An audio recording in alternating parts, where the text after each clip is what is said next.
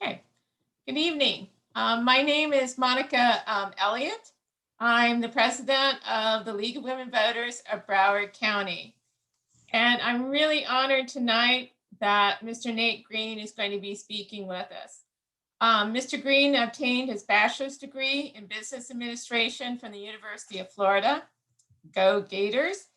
As an undergraduate at UF, he became a member of Zeta Alpha Lambda chapter of Alpha Phi Alpha fraternity.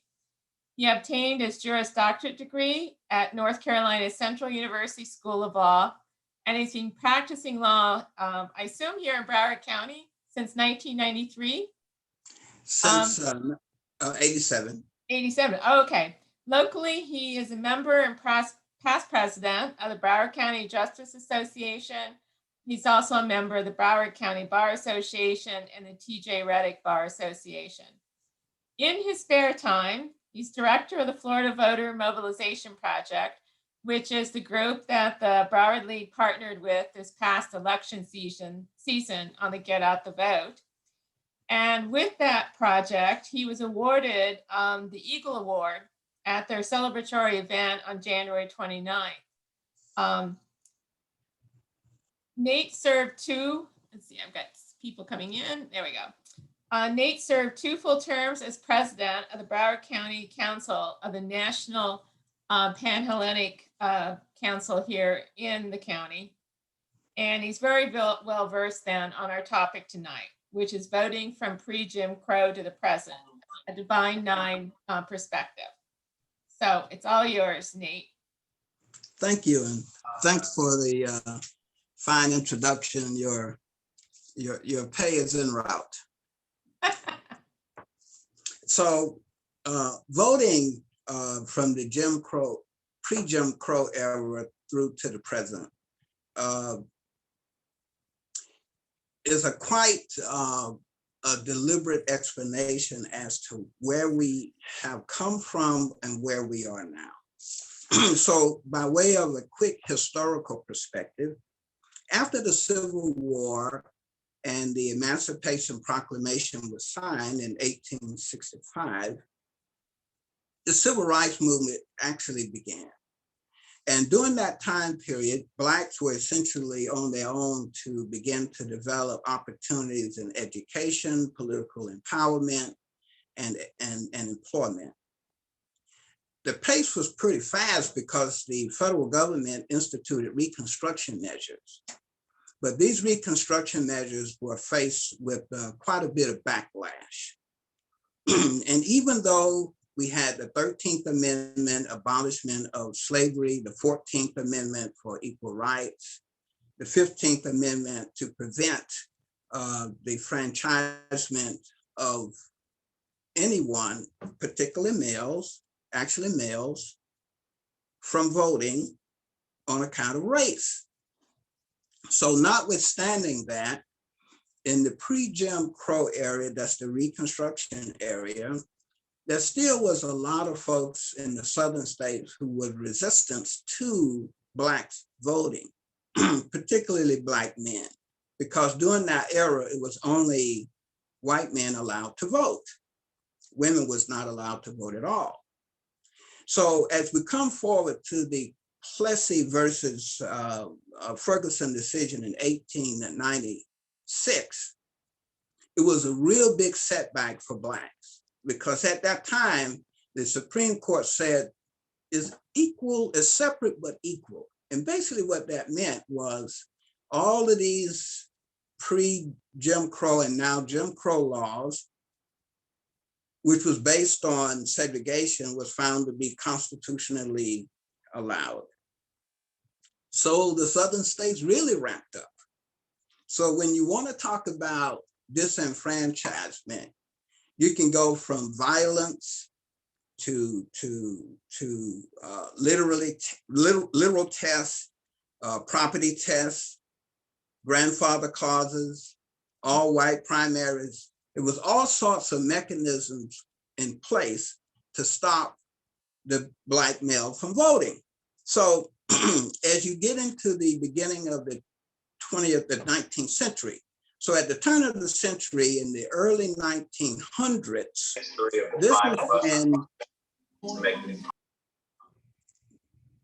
this is when Blacks really were beginning to feel the impact on the ability to vote. And at the same time is when the fraternal organizations began to form. At the same time, the NAACP began to form. Dr. W.E.B. Du Bois was the leader of the Niagara movement. And before him, there was Booker T. Washington, Frederick Douglass, who all were champions of the efforts to try to uplift Black people and to get them to improve their station in life, particularly including the ability to vote. Dr. Du Bois did not have much patience, so he formed the Niagara movement, which was sort of a precursor to the formation of the NAACP. While he was the only Black on the NAACP board in its initial formation in 1909, and that was ushered in because of riots in Illinois in 1908. So here is when Blacks really began to exert their power regarding their efforts to get to vote. And at the same time, white women began to exert their power to want to vote.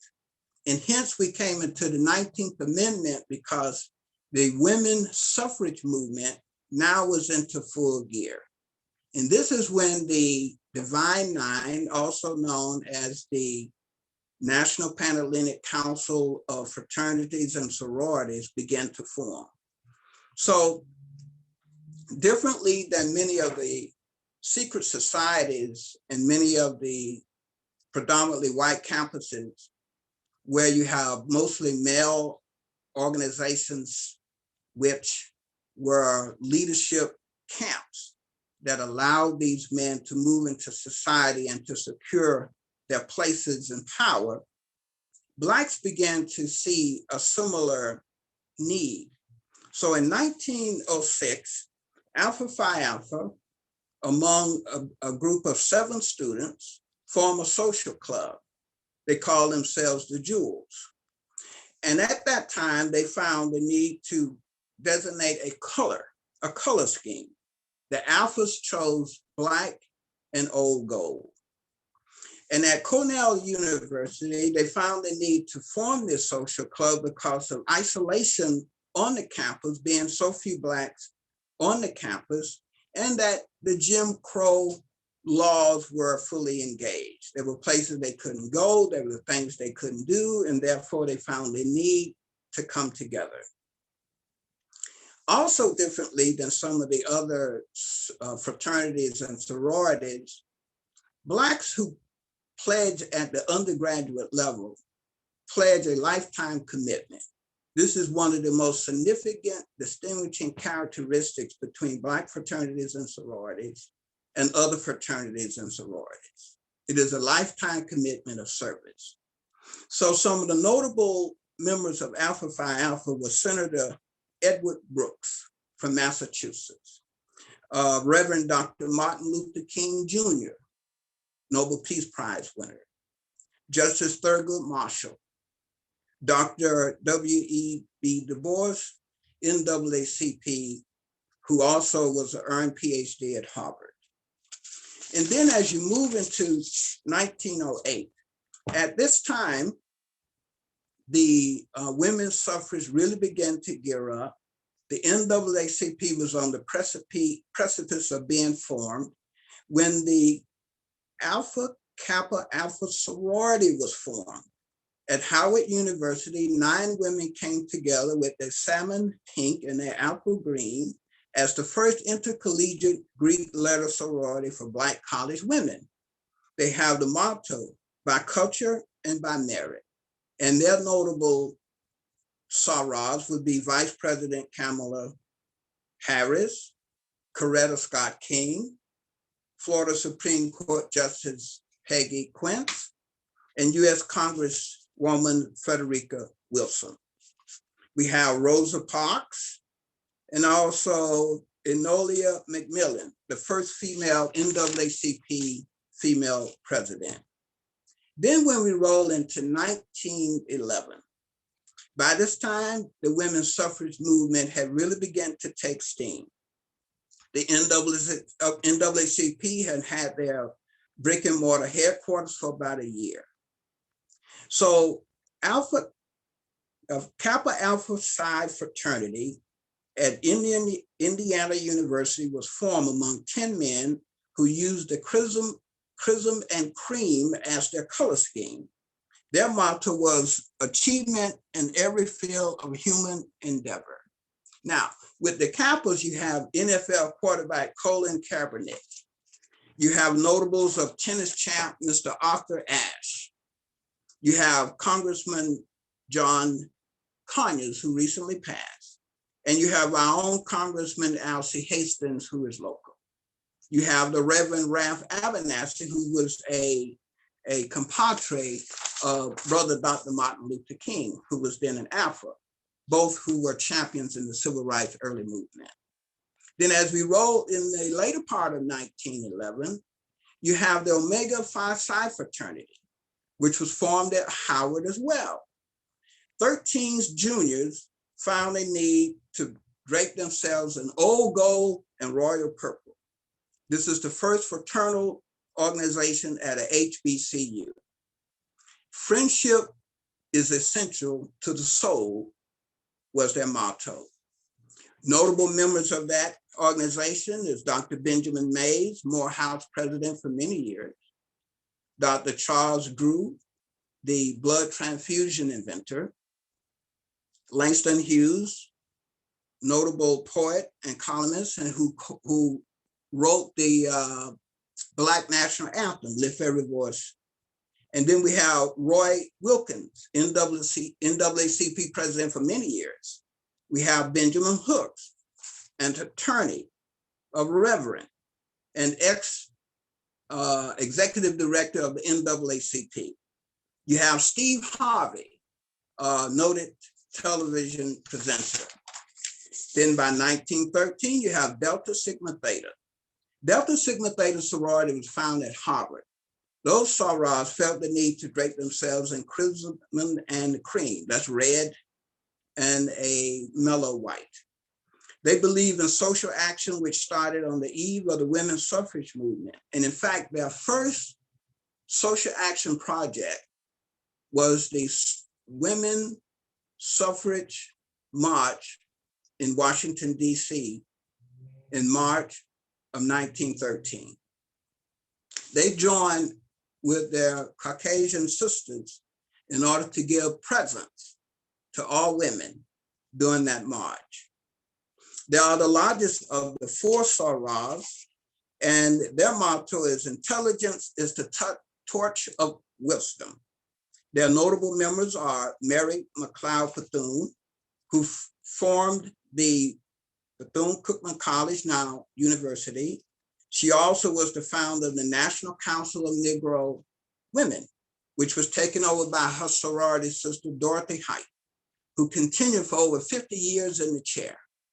Then you have Congresswoman Shirley Chisholm, who was also a candidate for president. And then you have Ambassador and cabinet member Patricia Robert Harris, who during the LBJ Lyndon Baines Johnson, Secretary of HUD and Human Services, Attorney General Loretta Lynch, Betty Shabazz, the wife of Malcolm X. Now we go into 1914.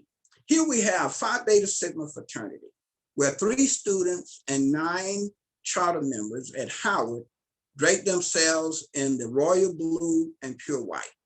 They are the first to establish an alumni chapter and a mentoring clubs. Their motto was culture for service and service for humanity.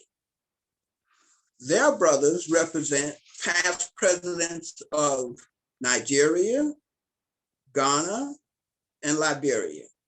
The other notable members are Dr. George Washington Carver, Reverend Al Sharpton, U.S. Representative John Lewis, Elijah Cummings, James Weldon Johnson, and Al Roker.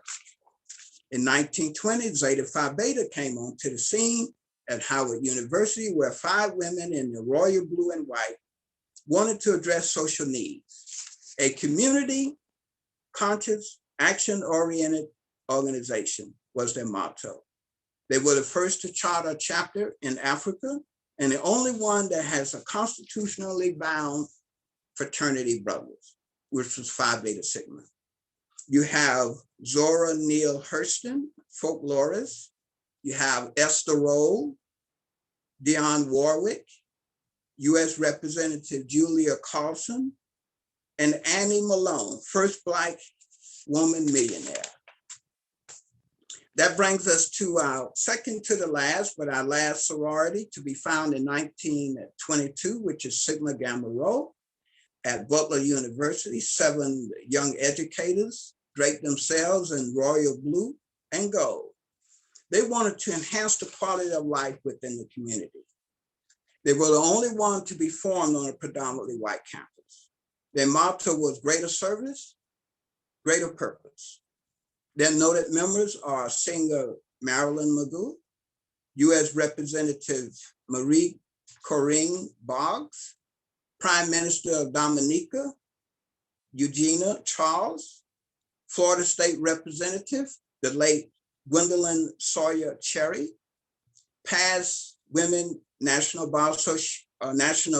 Basketball Association President Donna Orender, and U.S. Representative Robin Keller. And then finally, but not least, we have in 1963, the final of the 9 Divine Nine, Iota Phi Theta fraternity, was founded at Morgan State University now, and they have 12 men who drape themselves in charcoal brown and gilt gold. They wish to encourage diversification and individualism with their motto, building a tradition and not resting upon one. They are the fastest growing of the Divine Nine. Their noted members are ABC broadcaster Spencer Christian, music producer Kendrick Javon Dean, actor Torrance Carson, actor Denzel Hines, and Illinois Congress Bobby Rush. So those are the Divine Nine. And in 1930, the National Panhellenic Council was formed in order to bring about a collaborative effort on those interests that were common to all of the Divine Nine, one of which was political empowerment. So as the formation of the NHPC kicked off, all of the groups began to fall in. Of course, at the early stage, Iota Phi Theta was not part of the group because they came much later in 1963. So the Broward County Council was formed in 1997. It is a local council, and we call them councils, which are spread throughout the nation.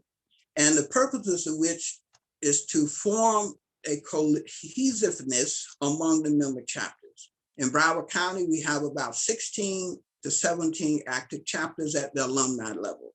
This is not the undergraduate chapters. This is just the alumni level. Because if you remember, it's a lifetime commitment. And most of the hard work involving Black Greek letter organization began after graduation. So some few years after the Panhellenic started up, Dr. Dorsey C. Miller, the past Grand Bosses of the Omega Psi Phi fraternity internationally, had come back home to start up Project Big Vote. And Project Big Vote was very instrumental in electing some Black congressmen here in the South Florida area.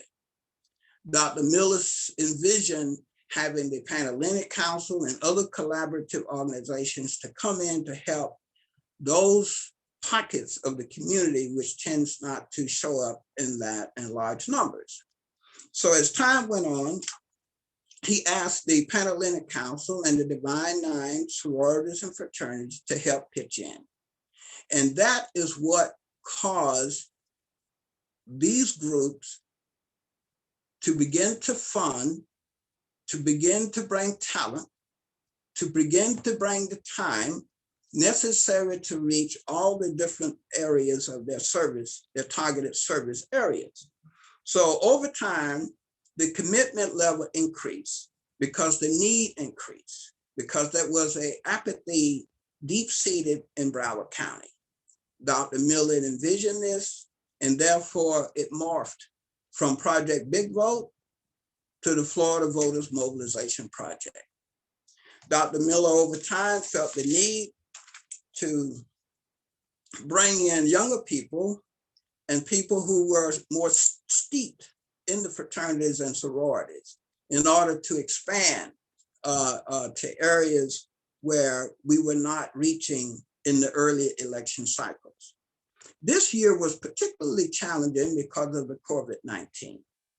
And because of the COVID-19, we had to retool certain sectors of our outreach, particularly the phone banking. The phone banking had to be almost shut down. So as we began to launch our phone banking, that's when the moratoriums were kicked in. So we had to pivot to other areas. And herein lies where we had to collaborate with some others.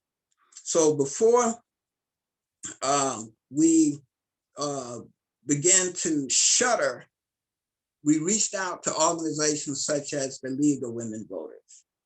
We already had established relationships with the Links, the Charmettes, the NAACP, the Urban League. And so new to the fray, not the fray, but new to the camp was the League of Women Voters. And so before I should take any questions, I would like to challenge you on guessing, and you can put your answers into the chat, on some notable fraternities and sorority members. And I'll just put out the names.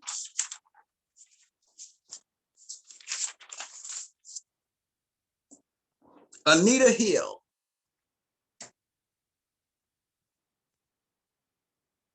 Zeta Phi Beta. Singer Martha Reeves, Sigma Gamma Rho. President Bill Clinton, Phi Beta Sigma.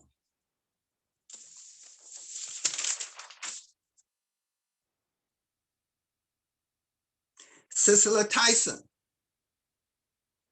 Delta Sigma Theta. Count Basie, Omega Psi Phi. Martin Luther King Sr., not Martin Luther King Jr., Omega Psi Phi. Attorney Johnny Cochran, Kappa Alpha Psi. Professor Donald Byrd, jazz musician, Kappa Alpha Psi.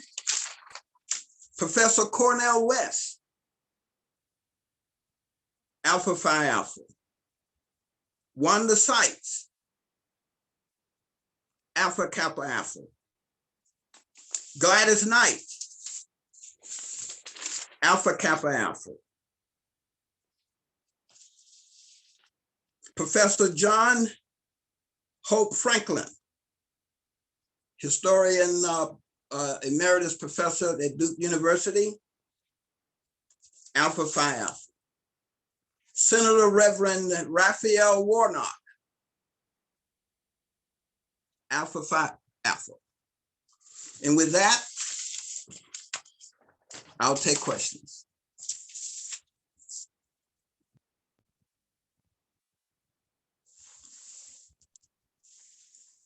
Okay, so we'll open it up to questions. I think we're a small enough group. We'll try doing it verbally, but if you want to put it in the chat, that's fine. So my first question is, you indicated that Dr. Miller started Big Vote, which is morphed into Florida Voter Mobilization Project. So between those two groups, it's very notable, how Broward County has a number of Black um, countywide elected officials now, especially in this cycle. So do you feel that that is due to your voter mobilization project? Yes, ma'am. So with the Florida Voters Mobilization Project, which is strictly a nonpartisan organization, we have independents, we have Republicans, we have Democrats, we have non-party affiliates. So the whole idea here was to reach into those precincts where folks were just simply underperforming. There was a specific target towards the non-performing, underperforming Black precincts. And therefore, we went from the Hillsborough Canal to the Miami Canal, reaching into those precincts. And we think that having done that, it made a significant impact on the outcome of the election. And that's also where you've been able to recruit, because I think Joe Scott, isn't he? Yeah, Alpha Phi Alpha. Yes, ma'am. Yes, he is an Alpha, and Judge George Odom is an Alpha. Yes, so they were just incidental beneficiaries of the effort. Okay. Other people with questions?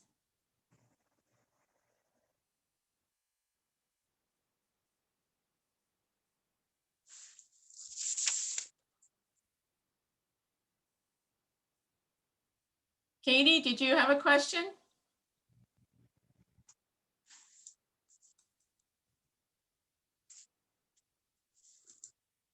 Okay. I have a question for the group. Which fraternity is Coach Mike Tumbling of the Pittsburgh Steelers? No idea.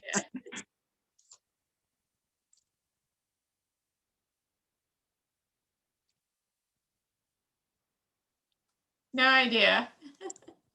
He's the Kappa Alpha Psi. Okay. So Susan has a question. In terms of membership, how many would you say are active in Broward? You mean in the fraternities and sororities? Yes. Okay, so I haven't been in the chair in a number of years. I don't really want to guess, but of the 16 to 17 active chapters, I would say that the average size chapter is somewhere around 40 members.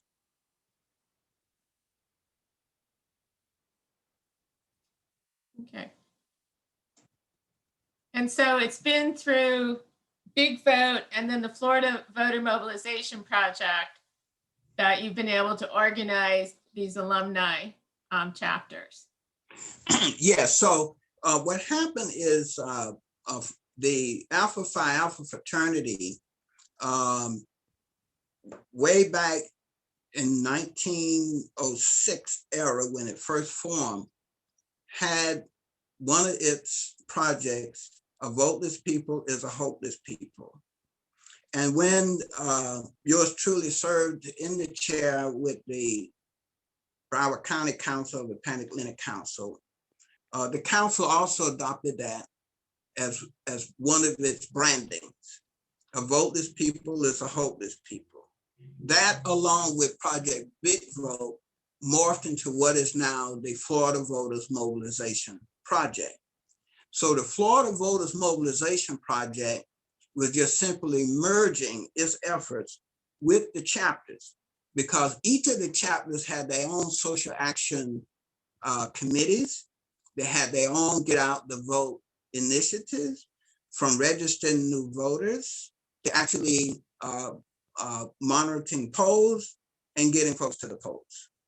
So the Florida Voters Mobilization Project actually was a catalyst, a conduit to marshal those efforts into one uniform direction. Okay. Denise has a question. How do you think the Jim Crow laws influenced the formation of the fraternities and sororities? Were they the Good primary? question. Very good question. Yeah, so as mentioned, W.E.B.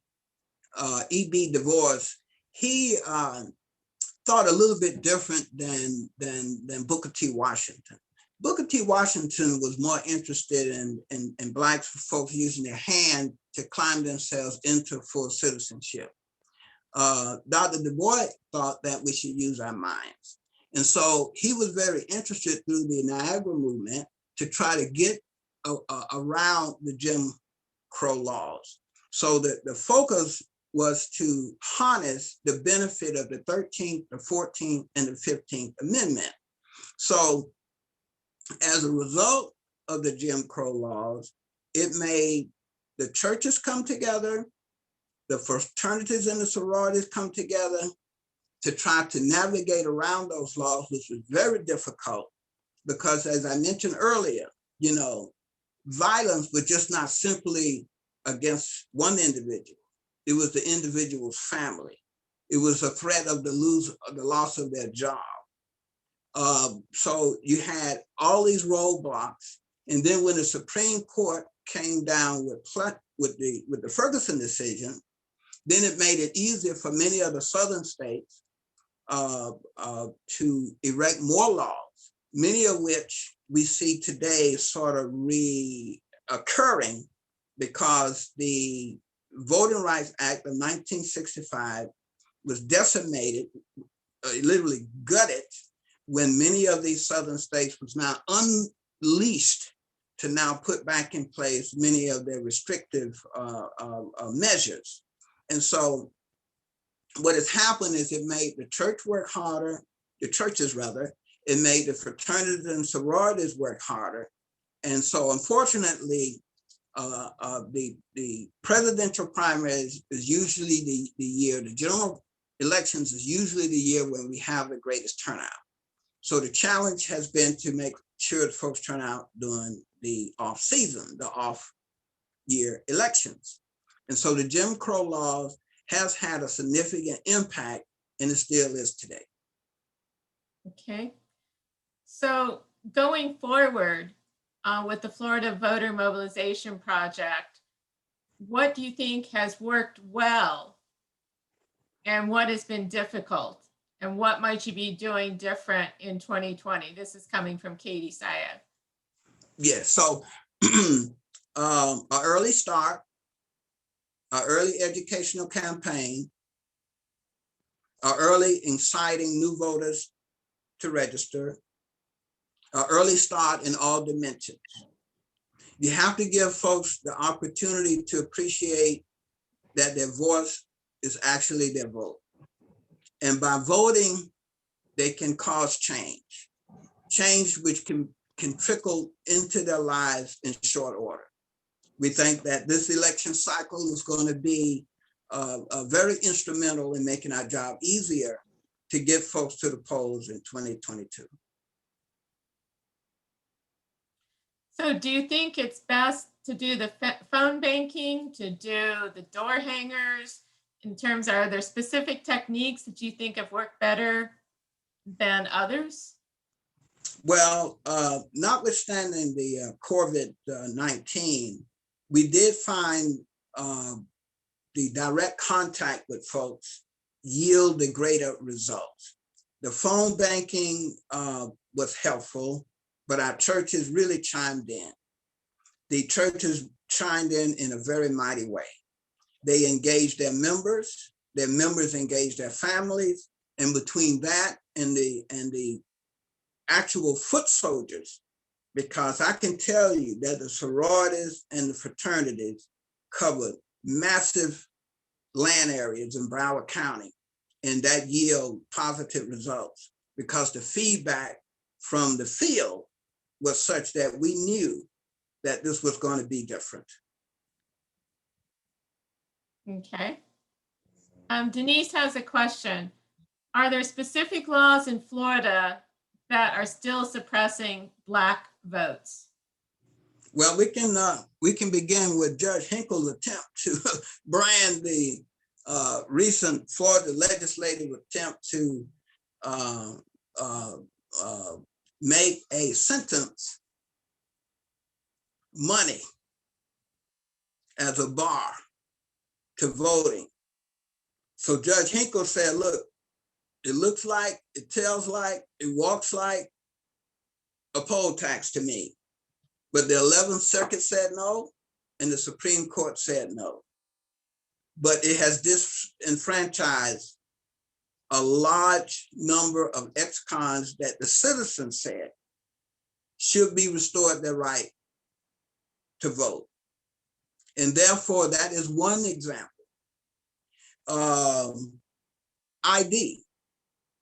ID restraints. Some folks may have difficulty getting ID, and if they lose their housing, to secure sufficient ID in sufficient time to be able to vote or to register or to participate in the voting process. As I look back through my notes, there were 8 areas which essentially caused a disenfranchisement. And the 2 last one was former prisoners and poll tax. And those are still alive and well today.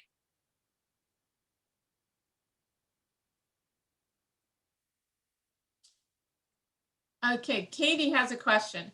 Do the Divine Nine issue position statements like the League of Women Voters does at the national level? So I guess at the national level, does the Pan-Atlantic Council, do they take specific positions on things occurring in the country? They do. And so what happened is, so you'll understand, the National Pan-Atlantic Council has had some restructuring in recent years.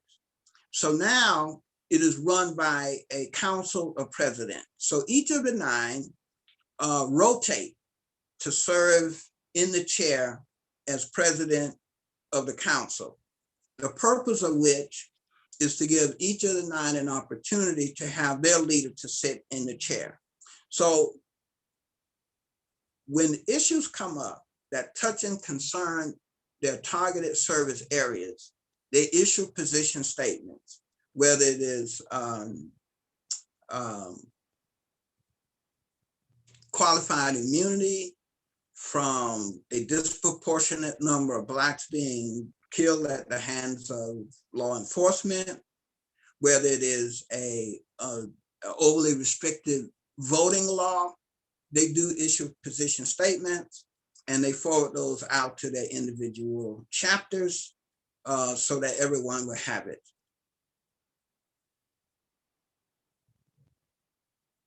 So one question I would have is, since you're talking about the fraternities and sororities, you're dealing with college educated people. Do you think that you are resented by those people who have not gone to college? Excellent question. When you go out. Excellent question. Yes. So what happened is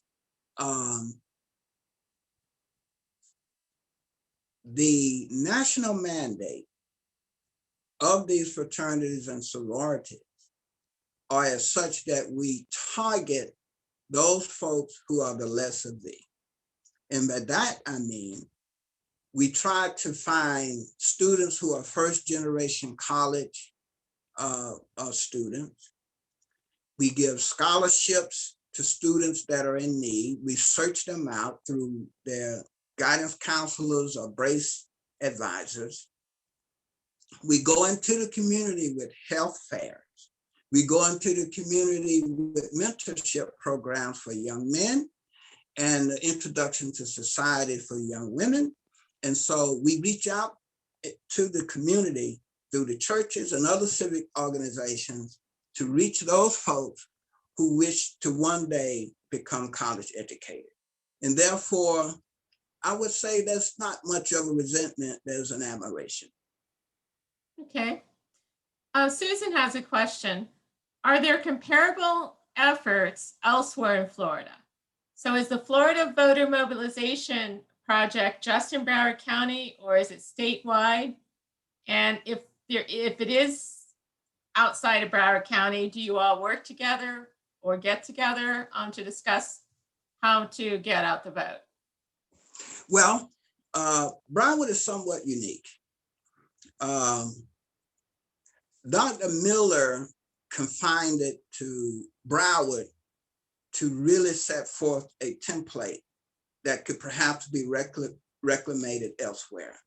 So the Florida Voter Mobilization experience for the present time is just local to Broward County. We have had other counties to ask about our modeling so that they now can begin to replicate the results. And therefore, that is something that is ongoing. But for now, it is essentially a Broward County effort. It was somewhat unique. But then again, we have some players who have been around for a while who have saw the need to nurture this mobilization effort over a period of time. So it has taken time to get to where we are. So who again is Dorothy Miller? Dorothy Miller is an international Grand Basilisk, former of the Omega Psi Phi fraternity. He was a retired administrator with the Broward County school system. He was the director of the minority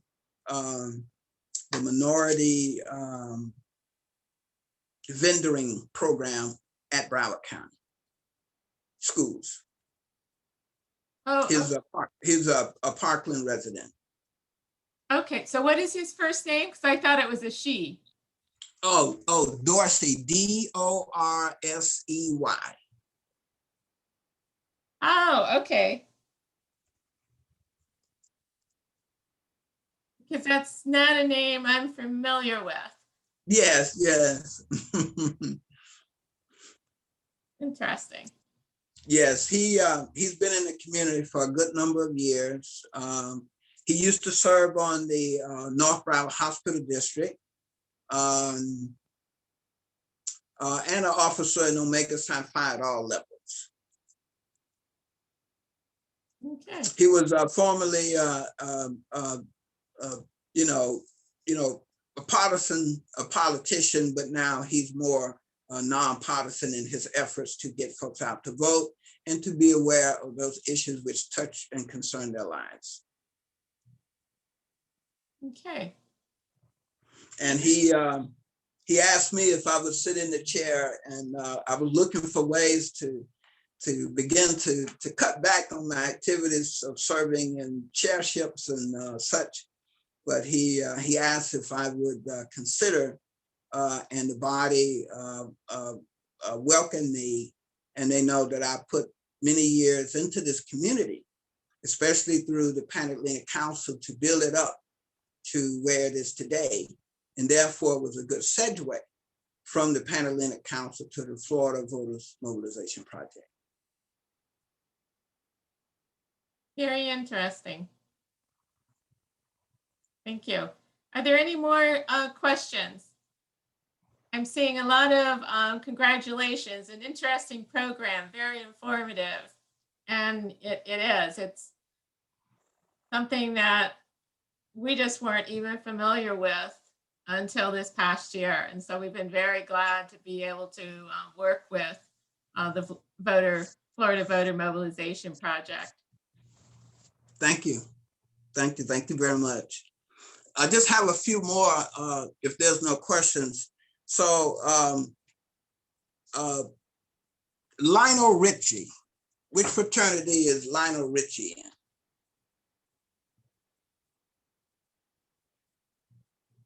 Alpha Phi Alpha. Oh.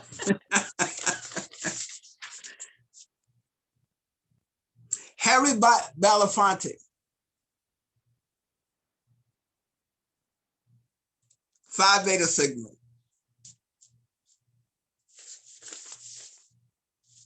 Hubert Humphrey. As in the vice president? Yes, ma'am. Alpha Phi Alpha. Really? Yes, ma'am.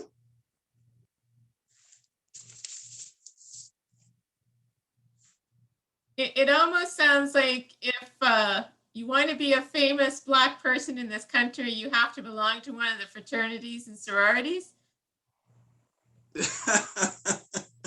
Well, I got Eleanor Roosevelt here, but I'm not finding her name. But she is a Sarah. Georgia also participated in the.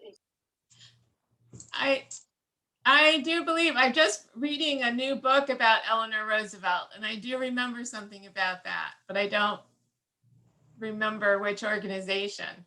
Yeah, she was made an honorary member, and I'm missing my note on it. Some of these individuals are honorary members. Shaquille O'Neal, honorary member. Oh, Omega okay. Phi fraternity. Yes, Delta Sigma Theta is honorary member. I mean, Eleanor Roosevelt is an honorary member of Delta Sigma Theta. Ah, Margie came up with that. Yeah. Okay. Great. I got a little quick one here about Delta Sigma Theta, if you will.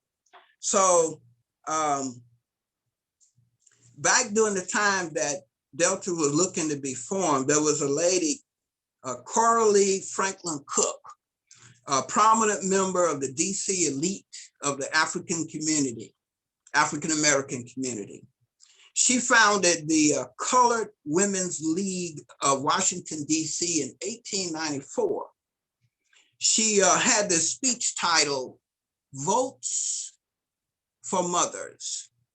She did not appreciate that Black men would demand the right to vote, but oppose suffrage for Black women.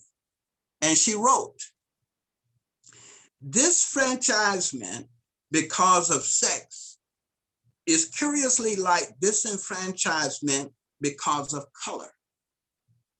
It cripples the individual, it handicaps progress, it sets a limitation upon mental and spiritual development. She was made Delta Sigma Theta in 1914, within a year of its formation.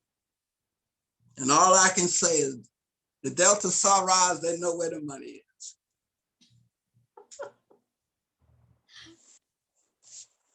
Okay. Are there any more questions? Okay. Well, I want to thank you very much. We really enjoyed it. We've learned a lot.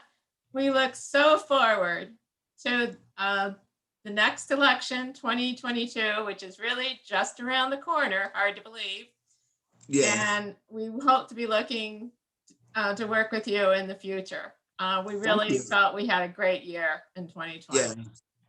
Well, and if I will, without the